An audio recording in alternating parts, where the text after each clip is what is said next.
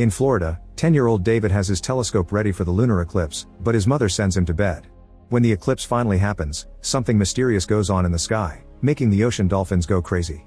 Suddenly, a beam of light appears, and the dolphins swim around in excitement. The light keeps moving as if searching for something and stops at some underwater ruins. The next morning, David's grandparents Ben and Mary are taking care of the groceries with their friends from the retirement community they live in. It's clear all these people are extremely close friends and make their days brighter by keeping each other company, although their age also means there are often deaths in the group. Ben has a little secret that he keeps from his wife. Together with Joe and Art, he's been sneaking out of the retirement home and crossing an old gate to break into an empty vacation house that has a lovely swimming pool. They spend a lot of time swimming and just enjoying some peace and quiet. Meanwhile, boat tour guide Jack gets some grumpy customers that only pay him half his fee for the trip. This isn't enough to pay for his space at the harbor, so he may lose it soon. At that moment, a group of peculiar tourists shows up and says they want to rent Jack's boat for a whole month. Jack immediately says yes, and the group begins inspecting the boat very closely to make sure it's what they need. They already have a map they want to follow, so they only need Jack to sail the boat and not worry about the tour. In the afternoon, David comes to visit his grandparents and Ben decides to show him the swimming pool. However, when they're about to reach the house, they notice Jack's new clients renting the vacation house for the whole month. They claim to be cousins on a family vacation and they don't care if the house is in a bad state. Their priority is a working swimming pool, although they don't want a pool man coming over. Ben's group has no choice but to go back. Later, Ben goes to renew his driving license, but he fails the eye exam, so now he can't drive anymore. While putting the car away, David admits that he likes spending time with Ben and the other elderly more than people his age. When the cousins finally get on the boat, they show Jack an underwater configuration map that is heat sensitive. Jack has heard of these maps before and manages to follow this one correctly to find the spot the group wants to visit. The cousins put on their own scuba gear and dive in. On the ocean floor, they use the advanced tools they've brought to retrieve some huge cocoons from the old ruins while the dolphins watch them closely. The cocoons are taken to the boat and the cousins put them in protective bags while Jack is amazed by the dolphins getting so close to people. When the boat returns to the harbor, Ben and his friends watch them from afar with binoculars and wonder if those big bags have illegal substances. They also realize that if the cousins will be gone for most of the day, they can still use the pool. The next day, the three men sneak into the pool house as usual and are surprised to find the cocoons in the water. They poke them with a tool and theorize their capsules hiding the illegal substances. The trio decides to ignore them and swim anyway. After just a few minutes in the pool, the men feel invigorated and start swimming with an amount of energy they didn't think they had anymore. They jump around and play games, yet they never get tired. On their way back, they still feel very energetic and realize their wit is awakening. That night, Ben and Joe get dirty with their wives, and widower Art finally is brave enough to flirt with Bess. The next day, the women are in a better mood than usual and the three men are excited to return to the pool. The cousins are still diving to look for more cocoons, and while Jack waits, he pokes at their strange machine only to get shocked. His poking triggers an alarm that thankfully ends soon and a dolphin laughs at Jack's shenanigans.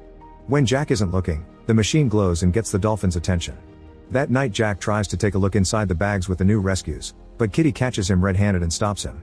To satisfy his curiosity, she tells him they're rescuing giant sea snails to take them to a museum because they're very rare. While moving some equipment, Jack accidentally hurts his foot and panics. Kitty quickly gives him a foot massage to help him deal with the pain, and Jack uses the chance to flirt with her. However, Kitty turns him down, saying she isn't like the women he's used to. After she goes to her room, Jack decides to spy on her and watches her take off her clothes. Suddenly there's a bright light and Jack is shocked to see Kitty taking off her human disguise, revealing she's actually an alien. At that moment, Kitty notices him and Jack panics, trying to run away. Kitty and the others immediately surround him, so he keeps them away with his welder. Next, Jack tries to start the boat to no avail. When Kitty gets closer to calm him down, he notices her skin falling and Walter fixes it before revealing he's wearing fake skin too. Jack panics again and jumps into the water, where he's startled by the laughing dolphin. The group helps him get back on the boat and promises they won't hurt him. In fact, they'll still pay for the service. These people aren't cousins, they're aliens known as Antarians. Thousands of years ago, they set up an outpost on Earth that became Atlantis, the legendary continent that sunk to the ocean floor. This tragedy forced them to go home, but they left a few members of their species sleeping in those cocoons, so they've returned to rescue them. Jack understands that the aliens have no ill intentions and agrees to keep helping them. Meanwhile, Joe goes to the doctor and is surprised to hear his cancer is gone. To celebrate, the three friends take their ladies to a party and they spend the whole night dancing. The next day, the trio invites Bernie to come to the pool with them, but when Bernie sees the cocoons, he refuses to get in the water. At that moment, the aliens come back to the house, so the men have to run to hide in the closet. They watch how more cocoons are dropped in the pool and how Walter removes fake skin from his hand to activate the glow, which causes the cocoons to get bright as well. The rest of the group also takes off their costumes and one of them flies across the room to open the closet, finding the old men. Panicking, Ben and his friends immediately run back to the retirement home and ask the employees to call the police, but they don't believe the story. Joe's wife Alma yells at them until they call the authorities, but when a cop arrives at the vacation house, Walter blames it all on the senile minds of old people and promises he won't press charges as long as the men don't break in again. For the next few days, the men feel sad and bored because they've lost the pool. To make matters worse, Joe's cancer returns. Ben visits Walter and explains the situation, swearing that they only want to swim and won't touch the cocoons. Touched by Ben's determination to save his friend, Walter gives them permission to use the pool. That afternoon the men invite their wives to come to the pool too. However, Bernie refuses to go anywhere near the aliens and doesn't let his wife go there. The rest of the group has lots of fun in the water and soon they're regaining their energy. When the aliens come back from diving, they casually say hi as if they were old friends. The water heals Ben's sight and he renews his driving license. Now the group can go out at night and visit various modern bars all over town, where Joe surprises them with his dance moves. They play games on the beach, join more of the retirement home's activities, and have fun even when they're shopping. Mary can climb trees with David and the aliens even agree to play cards with them. Sometimes the other elderly residents ask them about their newfound youth, but the group always keeps the secret. In the meantime, Jack and Kitty spend a lot of time together and one night they go swimming with the dolphins. Jack wants to get dirty with her but her anatomy is different, so she shows him how her species shows affection. Both of them get in the pool with no clothes and Kitty starts glowing. She gathers this glow outside her body and after it bounces all over the room it enters Jack's body through his chest. This gives him a pleasant feeling similar to the climax of Getting Naughty. A few nights later the rejuvenated group wins a bowling tournament and Ben worries their showing off may get people's attention. Everyone goes home except for Joe, who picks up a woman at the ice cream parlor. It's revealed they've been having an affair and Alma finally catches on. When Joe returns to the retirement home, he sees Alma leaving and tries to convince her to stay. Alma refuses to listen to him and after a short argument, she moves to Best Place. The next day during lunch Joe takes out his frustration on Bernie, telling him he would bring his wife to the pool if he really loved her. An argument ensues and everyone in the room hears Bernie mention a mountain of youth. Bernie tells Joe this attitude is why Alma left him and Joe gets so angry he tries to punch him, but a security guard cuts in and gets punched instead. When a second guard comes to help Joe begins to beat him up too and doesn't stop until Art pulls him away. After hearing the argument, the other seniors realize the secret is in the pool in the vacation house. A large group of old people leave the retirement home and bring down the old fence to rush into the pool, where they start swimming and splashing without being careful around the cocoons. They even use one as a toy. At that moment Walter comes in and yells to kick them out. When nobody reacts, he threatens to call the police, which finally makes them all leave. Afterward the aliens open the cocoons and discover that the old people used all of the pool's healing energy, so the aliens in the cocoons are now all shriveled and almost dead. Walter announces they won't be able to help them and is surprised to notice his human disguise cry. Meanwhile Bernie brings some medicine for his wife only to discover she's died. The grief hits him so hard that he picks up the body and takes her to the pool to try to revive her, but since the water lost its power it doesn't work. Walter finds him and apologizes for being unable to help. Minutes later an ambulance arrives to take the body and Ben decides to visit Walter to apologize in the name of his community. Walter explains he never felt grief before because his species is immortal, yet now there are 2 dead aliens in the cocoons.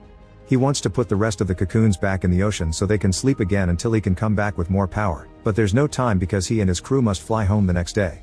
Determined to make up for his mistake, Ben gathers a bunch of his friends and together they put the cocoons in the boat. Jack takes them to the right spot and the seniors are given diving equipment so they can help take the cocoons back to the Atlantis ruins too. The cocoons are well hidden while the dolphins swim around them. Once the whole process is done, Walter points out that since he couldn't rescue his friends, there's extra room in the spaceship. If the old humans want, they can leave Earth and start a new eternal life on the alien planet.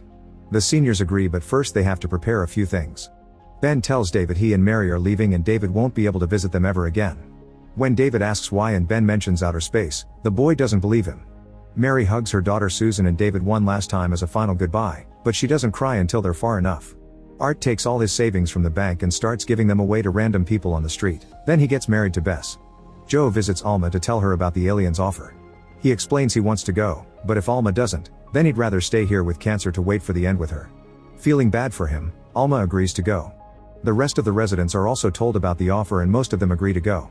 They wait for the employees to fall asleep and sneak out of the building without making any noise. While they board the boat, Bernie shows up to say goodbye because he's chosen to stay. Unfortunately Jack can't start the boat so they'll have to wait for him to do some repairs. At the same time Susan notices David is crying while waiting for another eclipse and wonders if he knows why her parents were behaving weirdly, but he refuses to tell. A worried Susan decides to visit the retirement home and when the security guard goes looking for Ben and Mary, he discovers all the beds are empty. He immediately calls the police who start searching the area with Susan's help. However, David sees the boat finally taking off and runs down the harbor, jumping at the last second to join his grandparents. The cops think it's a kidnapping and alert the Coast Guard. Soon choppers and more boats are going after the group. Jack pushes his boat to go faster and a chase begins as the cops threaten to come aboard. Realizing he's putting his grandparents in danger, David gives them a last hug before jumping into the water. The Coast Guard concentrates on saving the kid and Jack's boat gets to leave without issues. When the eclipse finally begins, a spaceship appears in the sky and creates a thick fog to keep the Coast Guard at bay. In the middle of this fog, the spaceship turns on a bright light to find Jack's ship. Walter pays him way more than they agreed so he can buy a new boat and thanks him for being a good friend. Jack hugs Walter and kisses Kitty, who promises to visit the next time they come to Earth. At that moment the spaceship's light beam begins lifting the boat, so Jack jumps into the water and leaves in a life raft. With the fog covering their escape, the aliens and the elderly are taken into the big spaceship, which quickly flies off into space. The next morning a funeral is held for all the old people that supposedly were lost at sea.